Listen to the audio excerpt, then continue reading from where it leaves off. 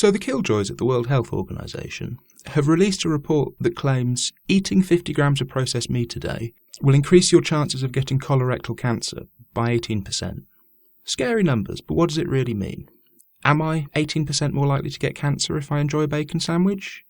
Well, weirdly, the answer is yes and no. Let's start at the beginning. Most journalists aren't good at numbers, and few have even a basic grasp of science. Not hard to understand as they've spent their lives being wordsmiths, pounding them to whatever shape fits their purpose. So when it comes to percentage changes, they see a big number and assume the worst and think, yes, scary headline. If I were to tell you eating something, increase your risk of dying from a disease by 100%, that sounds awful. You'd stop eating it, right? I hope not, without asking the question, what are my chances of getting ill if I don't eat it? Let's say cooking things in aluminium foil, yes, aluminium, increases your risk of developing severe acute conspiracy theory syndrome by 50%. A big increase, right? Well, not necessarily. If there's a 0% chance of me becoming a member of the Tinfoil Hat Brigade, then doubling 0 is still 0. So what did WHO say?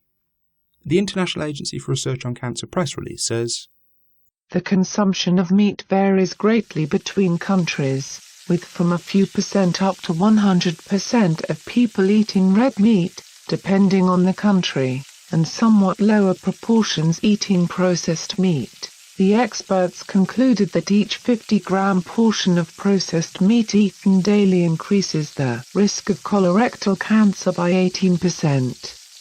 For an individual, the risk of developing colorectal cancer because of their consumption of processed meat remains small, but this risk increases with the amount of meat consumed," says Dr. Kurt Strafe, head of the IARC Monographs program. In view of the large number of people who consume processed meat, the global impact on cancer incidence is of public health importance.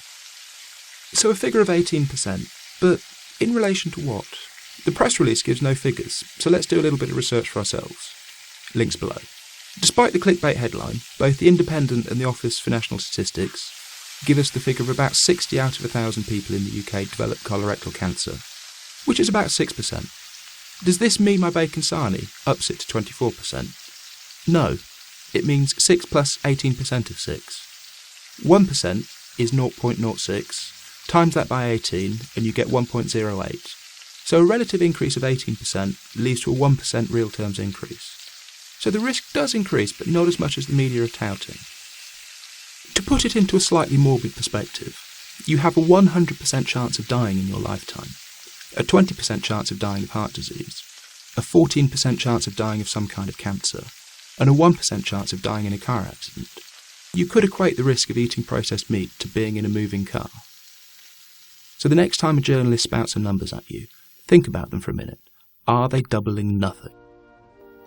I tell you not whether you should or should not eat bacon, but I do say, leave my bacon alone. For centuries, this great nation has endured financial hardship, class oppression, and social injustice in a resigned and stoic way. But as a nation, we will defend certain liberties. Accept our bacon, stay away from our beer, and yield to the sausage roll, lest the British people rise up and strike at the heart of our foe.